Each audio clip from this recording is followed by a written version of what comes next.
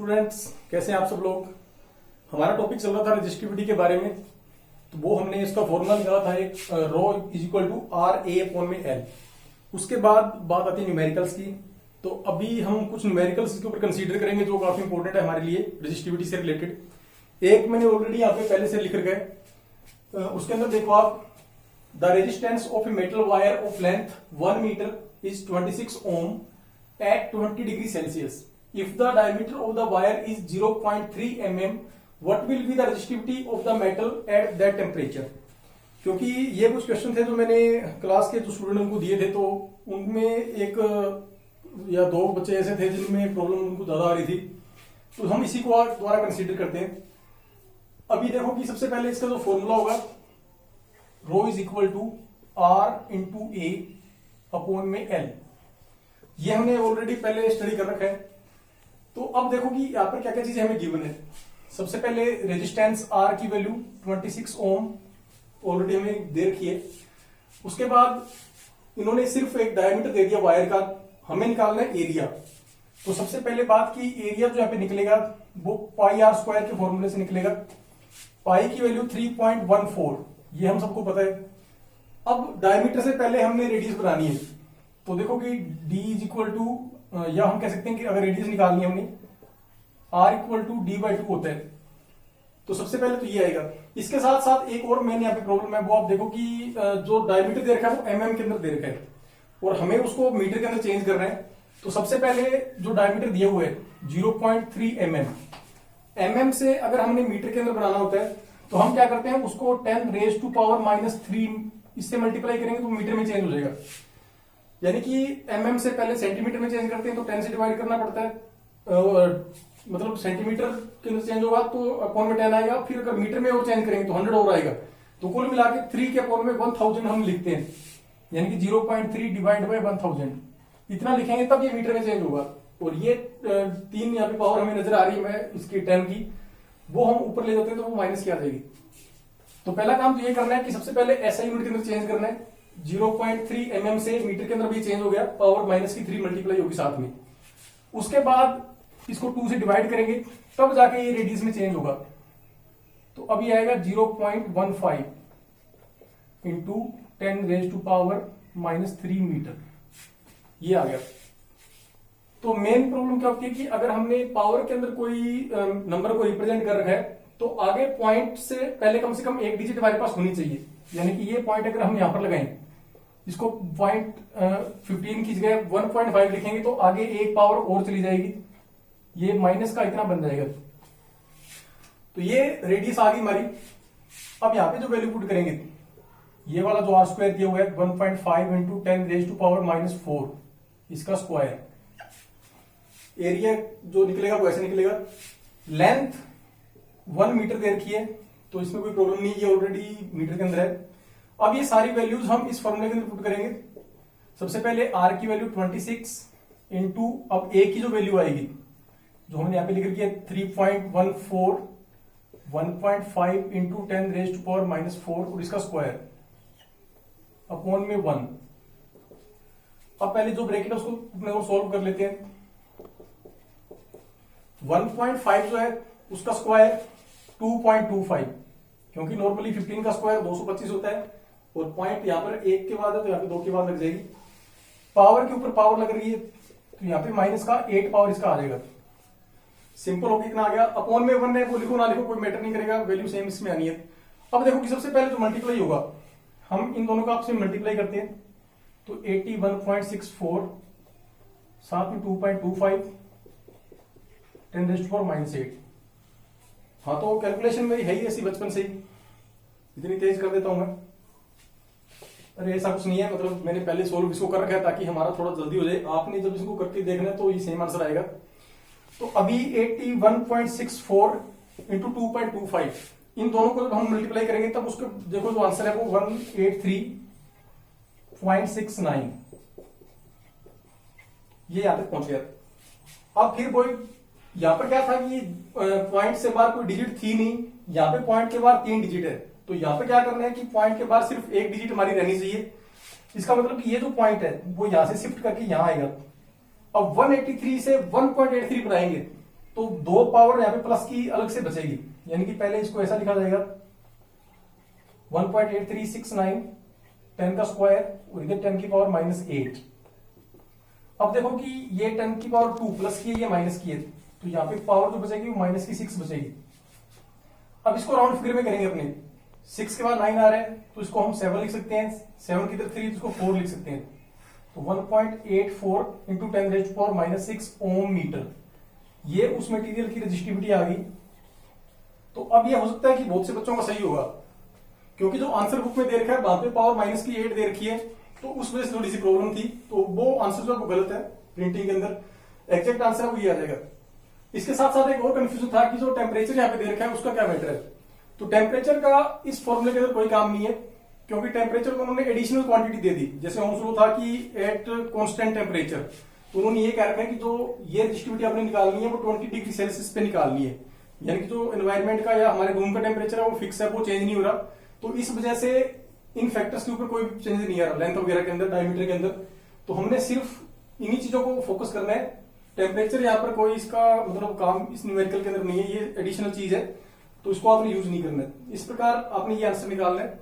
अब हम second numerical इसमें लेते हैं। सेकंड क्वेश्चन देखिए, a piece of wire of resistance 20 ohm is drawn out so that its length is increase to twice its original length, calculate the resistance of the wire in new situation. सबसे पहले एक wire दे रखी है, उसका resistance given है 20 ओम। तो जैसे हमारे पास फॉर्मूला होता है रेजिस्टिविटी का, rho is equal to R A upon में एल। यहां पर सिर्फ आर की वैल्यू इसने दे रखी है एक बार, बाद में उसमें भी चेंजेस आ रहा है, वो हमने कैसे निकालना है। तो ऐसी सिचुएशन में हम क्या करते हैं कि आर को हमने एक तरफ रखना है, बाकी सभी को दूसरी साइड में ले जाते हैं। तो जैसे रो है और एल, ये इसके साथ मल्टीप्लाई में चला जाएगा, यहां पे आ जाएगा आर ए। अब ए भी यहां पे डिवाइड में ले आएंगे अपने, रो एल अपॉन में ए इज इक्वल टू आर। ये हमारे पास एक इक्वेशन बन गई। और यहां पर आर की वैल्यू उन्होंने दे रखी है 20 ओम, वो अपने यहां पर पुट कर देते हैं। तो क्या बन गई ये अभी कंडीशन दे रखी है। आगे क्या करा कि जो लेंथ है वायर की उसको खींचा गया है। जब किसी भी चीज की अपने लेंथ इंक्रीज करते हैं, उसमें क्या होता है कि जैसे जैसे लेंथ बढ़ती है वैसे वैसे जो डायमीटर होता है, जो मोटाई है, जो थिकनेस है, वो कम होना शुरू हो जाती है उसकी।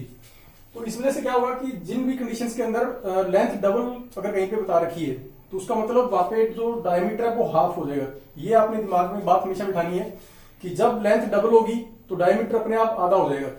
तो इसका मतलब कि अभी हम जो सेकंड कंडीशन लेंगे इस इक्वेशन की तरह, अब देखो कि रेजिस्टिविटी जो है वो सेम रहेगी, क्योंकि रेजिस्टिविटी डिपेंड करती है मटेरियल के ऊपर, वो लेंथ और एरिया के ऊपर डिपेंड नहीं करती।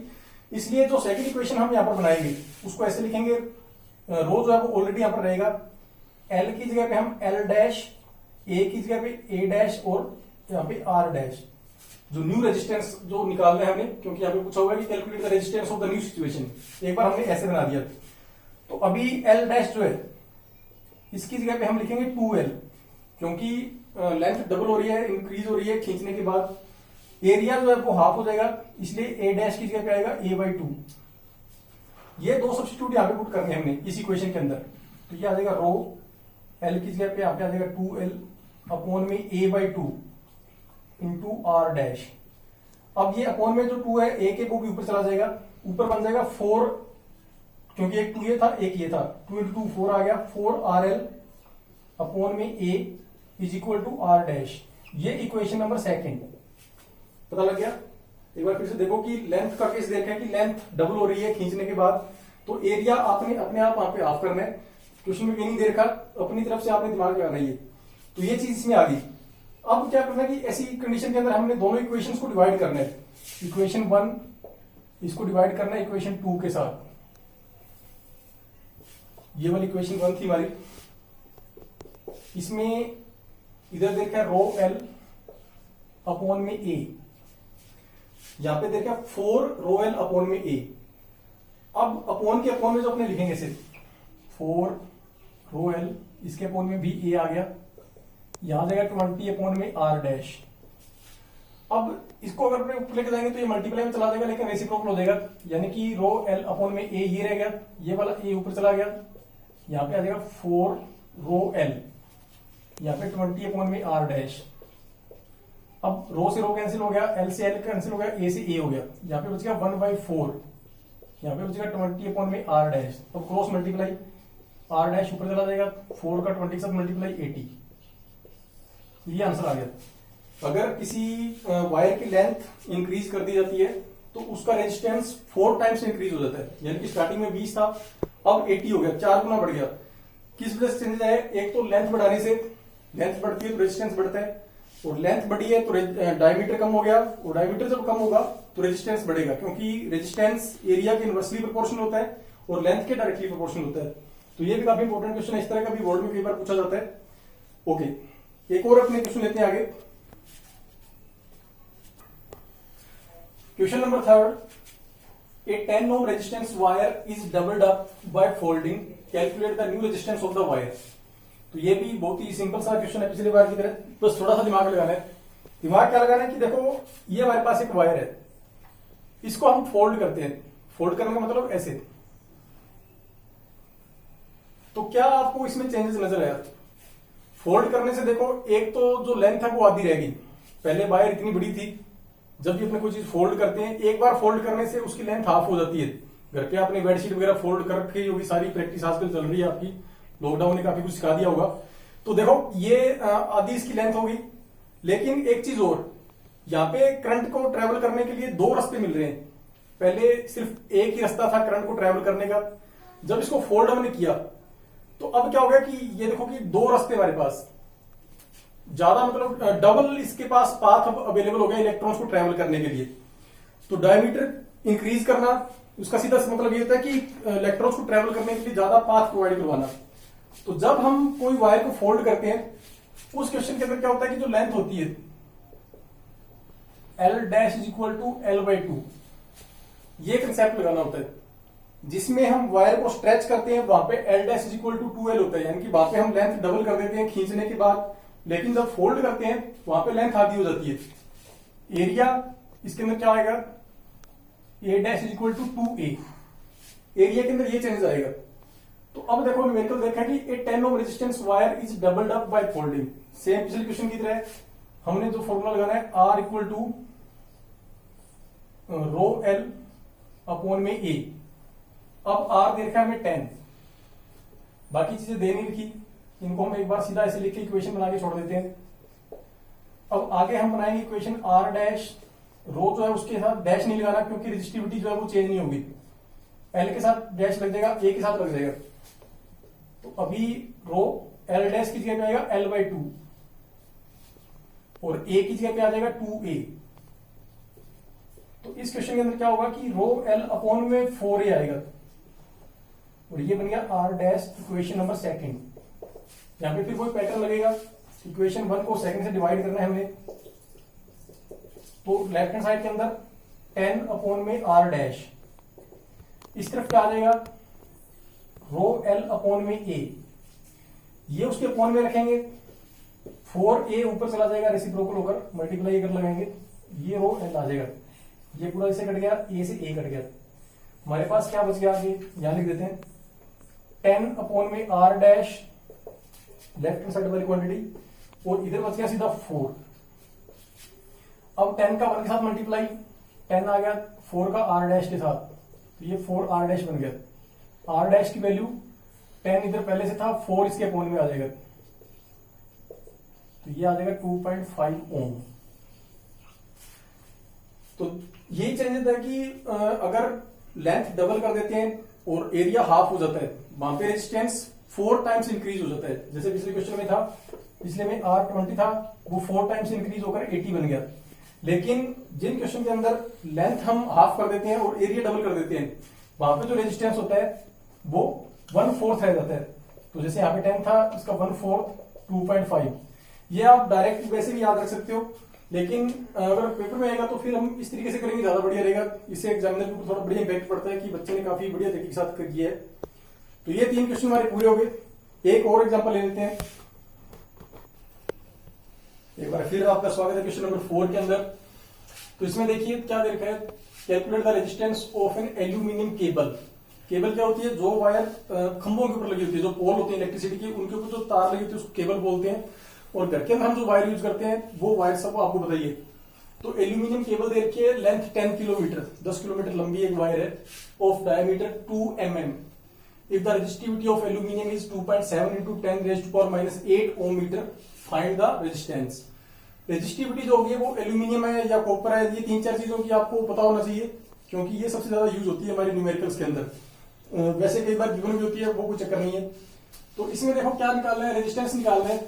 तो हम कह सकते हैं कि जो आर का फॉर्मूला था हमारे पास, रो एल अपॉन में ए, इसको हम यूज करेंगे। रो की वैल्यू गिवन है 2.7 into 10⁻⁻8, ये हमने एज इट इज यहां पर लिख दी। लेंथ 10 किलोमीटर, 10 किलोमीटर है, इसको एसआई यूनिट के अंदर चेंज करना है। एसआई यूनिट होती है मीटर के अंदर, 1 किलोमीटर में 1000 मीटर होते हैं।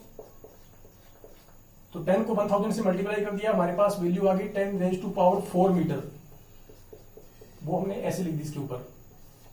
अब एरिया, एरिया देखो सेम वही पैटर्न, πr², पाई की वैल्यू 22/7 और आर यहां पर कितना आएगा, डायमीटर दे रखा है 2 mm, आर की वैल्यू d/2 होती है हमारे पास, 2 mm है ये। पहले हम इसको मीटर के अंदर चेंज करेंगे तो यहाँ पे पावर -3 लगेगी और अपॉन में 2 आ जाएगा।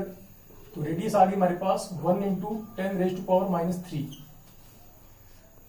तो अब हम यहाँ पे 10⁻⁻3 का स्क्वायर कर सकते हैं, ये एरिया आ जाएगा। तो वो वैल्यू आप पुट करेंगे 22/7 into 10⁻⁻6, -3 का स्क्वायर कर देंगे, पावर -6 हो जाएगी। अब ये 7 है, ऊपर चला जाएगा, 7 into 2.7 10⁻⁻8 10⁻⁴ अपॉन में 22 into 10⁻⁻6। अब 7 को 2.7 से मल्टीप्लाई करना है, 7 into 7 49, 9 रहेगा हमारे पास, बचेगा 4, 7 into 2 14 प्लस 4 जो पहले था 18.9 डिवाइड बाई 22, ये आ गया। अब पावर देखो -6 है, ये ऊपर जाके +6 हो जाएगी, ऊपर 10 की पावर -8 पहले से पड़ी है, एक 10⁻⁴ आ गया और एक 10⁻�6 हो जाएगा नीचे वाला भी। तो अब हम क्या करेंगे, पावर जो है प्लस की अलग से ऐड होगी, 6 और 4, 10 प्लस की है, 8 माइनस की है, 2 पावर प्लस की बचेगी ऊपर, 18.9 डिवाइड बाई 22। इस पावर को हम यहाँ पे मल्टीप्लाई कर देते हैं। इससे क्या होगा कि एक तो ये पॉइंट कट जाएगा, एक आगे 0 लग जाएगी, 1890 डिवाइड बाई 22 ये बन जाएगा जब अपने इसको मल्टीप्लाई करेंगे। अब इसको हम डिवाइड करके आंसर निकाल सकते हैं, 1890 डिवाइड बाई 22, तो ये अप्रोक्सीमेट जाएगा 8 के ऊपर, क्योंकि 9 पे तो बड़ा हो जाएगा, 8 into 2 16, 8 into 2 16 17, 9 में से 6 गया, 3 आ गया, यहाँ पर 1 बच गया, ऊपर से आ गया 0। अब ये कितने जाएगा, 5 पे जाएगा तो आता है 110, 6 पे जाएगा तो 6 into 2 132, ये लगभग इसके आसपास आ जाएगा। अप्रोक्सीमेट आंसर है जो हमारा 86 ओम इसमें आ जाएगा, क्योंकि हम यहाँ पर निकालेंगे तो वो 85.90 इस प्रकार 9 आगे चलता रहेगा। जब राउंड फिगर में करेंगे तो 86 ओम हमारा आ जाएगा। तो आपका ये आंसर सही है। अगर आपने 85.9 निकाला है तो भी आपको पूरे मार्क्स मिलेंगे, अगर आपने अप्रोक्सीमेट 86 लिख दिया तो भी पूरे नंबर मिलेंगे। अब ये नहीं है कि कहीं आप ज्यादा आसान करने के चक्कर में 86 सीधा 90 लिख दो, तो इतना नहीं चलेगा। वो कितना आटे में नमक समान चल सकता है, ज्यादा धक्का यहाँ पे नहीं चलेगा। तो ये कुछ एग्जांपल्स हैं जिनके थ्रू हम देख सकते हैं किस तरह के न्यूमेरिकल पेपर में आते हैं। तो आप जितने भी इस तरह के न्यूमेरिकल करो प्रैक्टिस के लिए, जो बढ़िया होगा अपनी नोटबुक में इनको आप नोट करो। तब तक के लिए गुड बाय, नमस्कार, जय हिंद।